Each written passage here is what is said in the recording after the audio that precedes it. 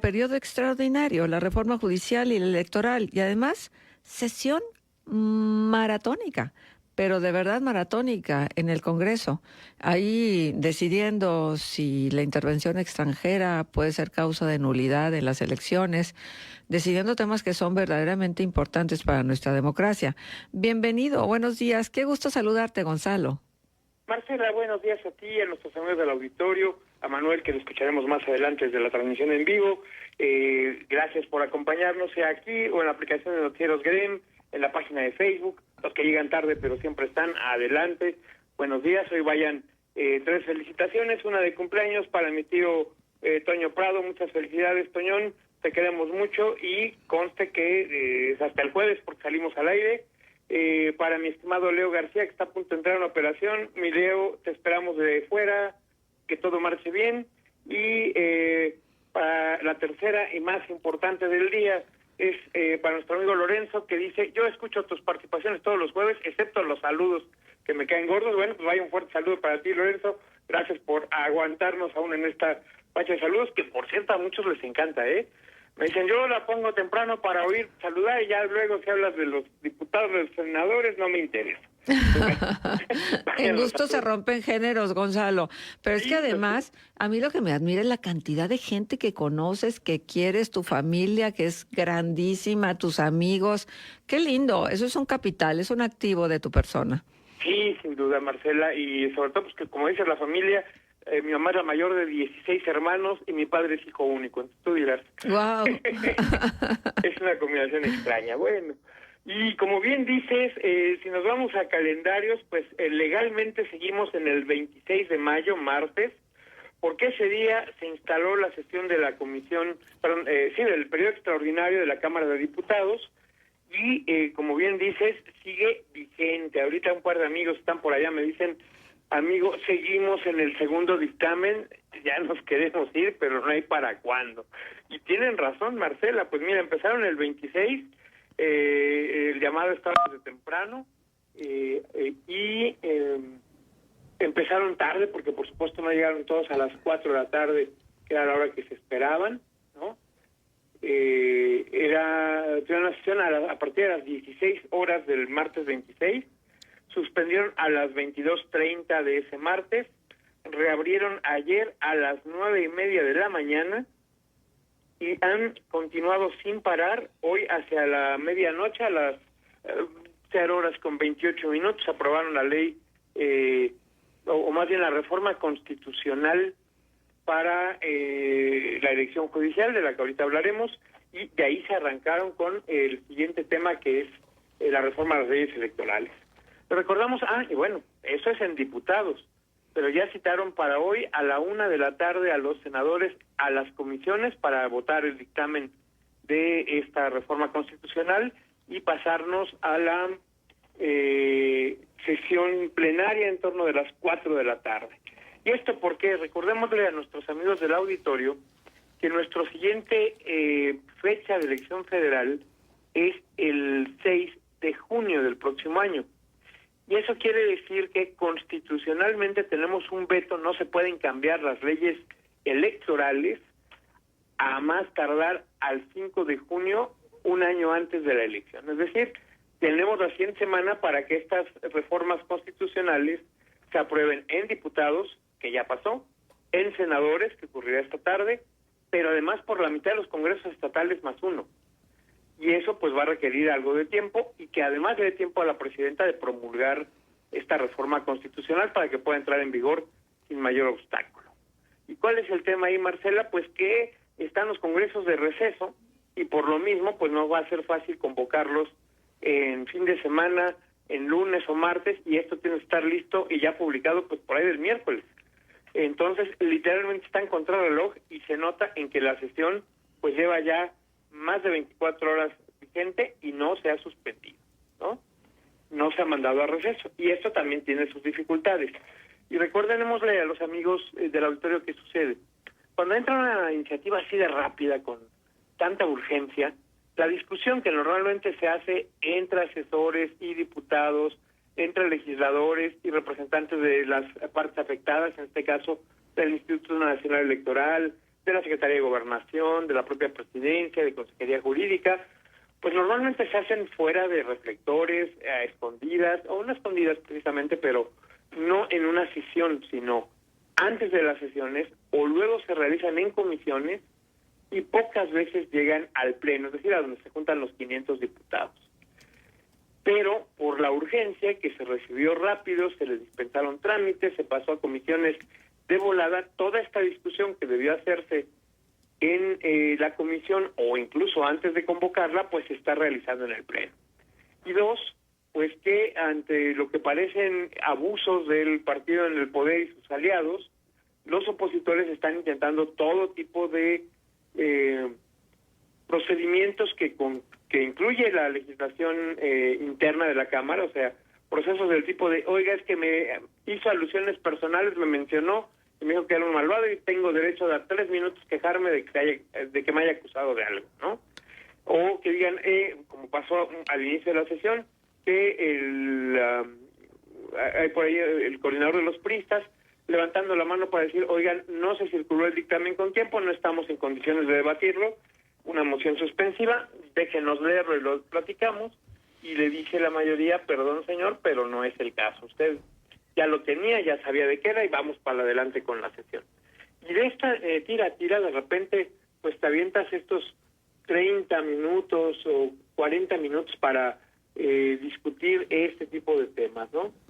Por ejemplo, por ahí de la 1:50 de la mañana pasaron a tribuna diputados del Movimiento Ciudadano, Laurelena Hernández, Patricia Flores Elizondo, luego pasó del PRI Emilio Suárez Licona, Marcela Guerra Castillo, y esta ronda de oradores en contra de la medida a la 1:56 terminó a las 3 de la mañana, ¿no? Entonces imagínense 1 hora y cuarto yendo posiciones, algunas menores, algunas de nada más, ustedes son ladrones y por eso quieren, es que ustedes nunca van a volver al poder y por eso los atacamos, es que se están perdiendo privilegios y por eso se quejan, y luego pues hasta decirse cosas más fuertes, acusarse de fraudulentos, de vinculados al narco, de traidores a la patria, que están vinculados con los extranjeros, de que se oponen a la reforma porque no les parece bien, que se van a quedar para fuera del poder, y otros que alegan que lo que están tratando es imponerse de fea manera. En fin, esta parte del debate legislativo que puede ser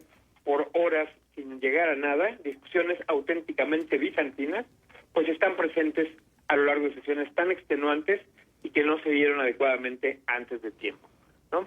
De cualquier manera, se votó, decíamos, hoy a la media hora transcurrida de este día, la reforma constitucional que va a cambiar la elección de jueces y magistrados. Pero el tema más relevante, Marcela, es que sí el Partido del Trabajo hizo hincapié en que no tenía caso dejarla en 2027, es decir, aplazarla un año, porque no íbamos a estar listos, no había condiciones necesarias para hacer todos los cambios, y al final la mandan al 2028.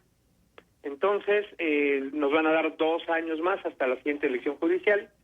Sin embargo, no cambiaron las fechas de la siguiente, es decir, serán concurrentes con elecciones federales para el 30, 33, 36 y en adelante. Y lo que dicen es, bueno, ya habrá tiempo de hacer otra reforma donde ajustemos los calendarios para que, por ejemplo, revocación de mandato y elección judicial sean concurrentes, pero no el día de la elección federal, ¿no? Ese creo que es uno de los cambios más relevantes que se plantearon. Y el otro, que suena bastante mañoso, pero que viene también ahí con el cierto interés, es que a propuesta de Sergio Gutiérrez Luna de Morena, se va a permitir que los actuales magistrados electorales puedan reelegirse una vez más en la siguiente elección judicial. Es decir, que puedan quedarse hasta 17 años en el cargo, cuando lo adecuado es que no estén más de 9. ¿Y por qué es relevante esto? Porque el otro tema que es la discusión que está vigente, que se está planteando en este segundo dictamen, incluye, entre otras cosas, que se anule una elección por intervención extranjera.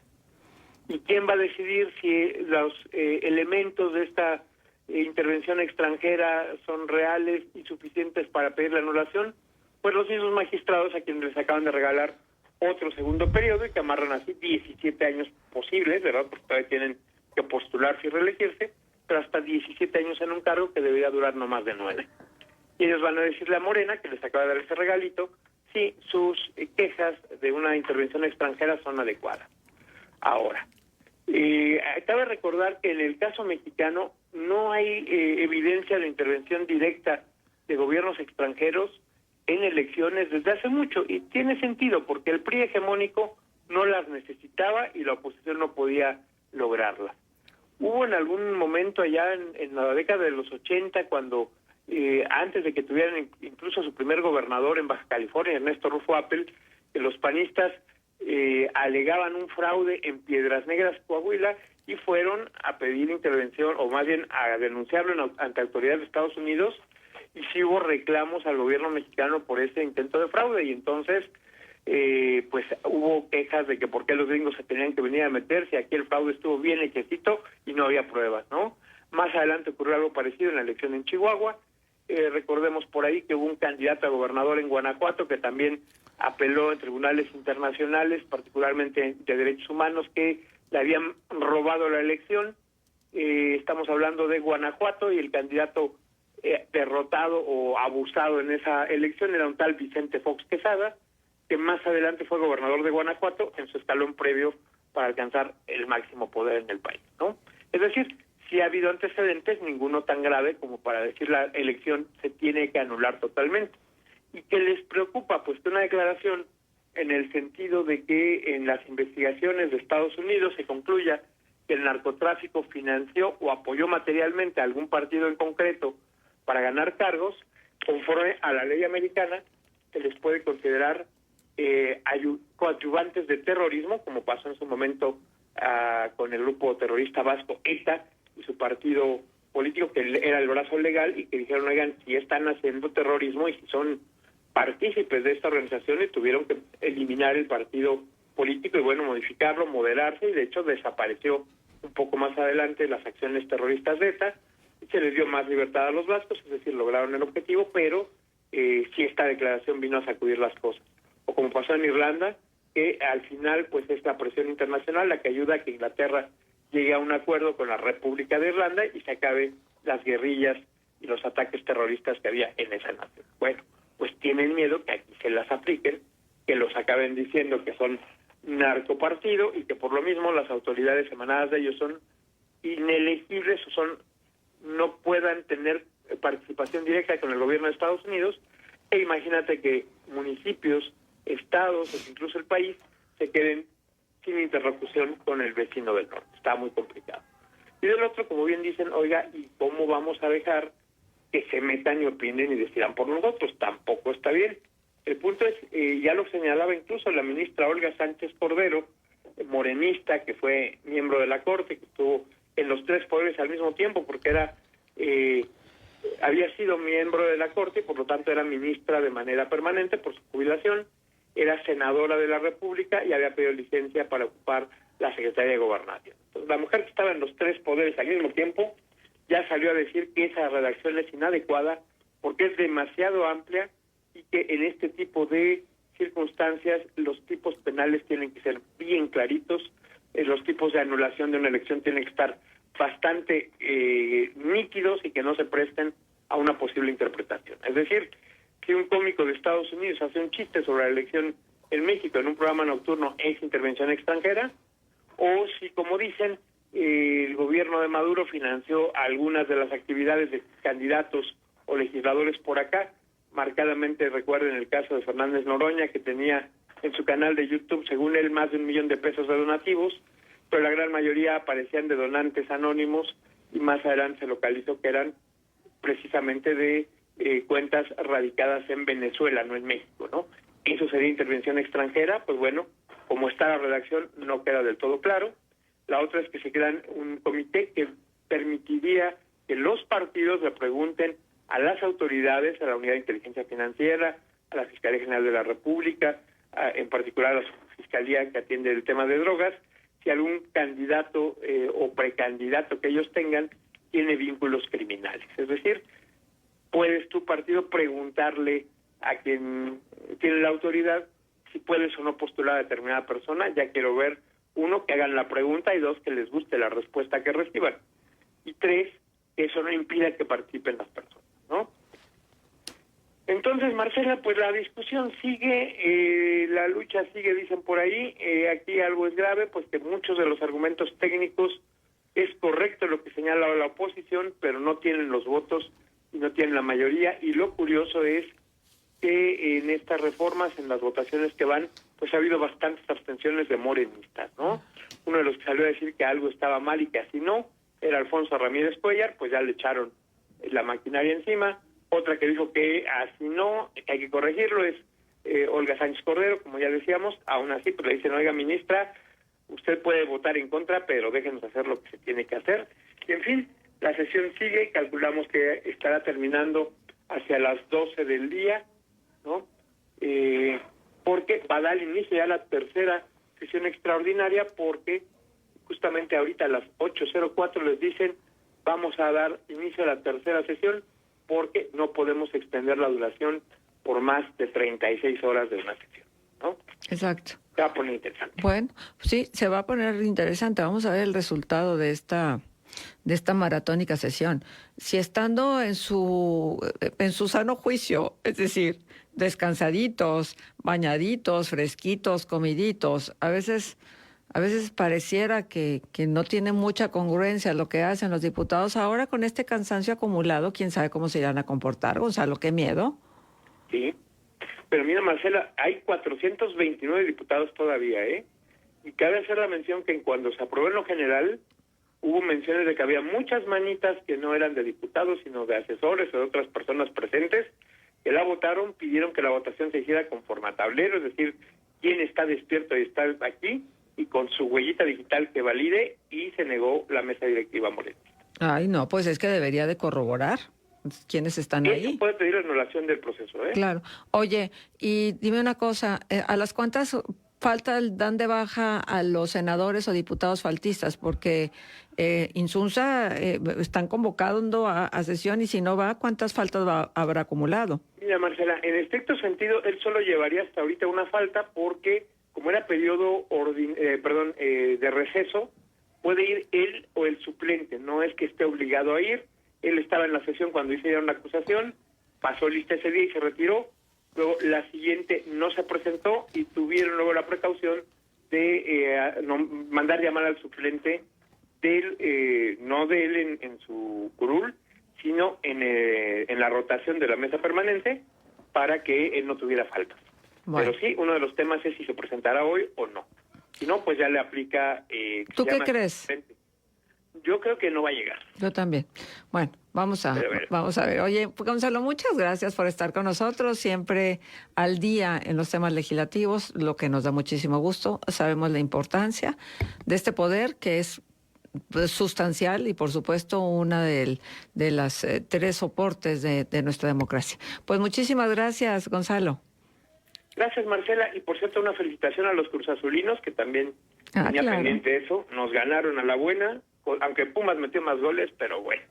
Al final uno en la propia portería no ayuda a resolver el tema. Muy bien. Felicidades a los de Cruz Azul. Gracias, Gonzalo. Hasta la próxima. El maestro Gonzalo Javier Suárez Prado, experto en temas legislativos y director general de Nuevos Paradigmas, estuvo con nosotros. Escuchas Contextos. Regresamos con más.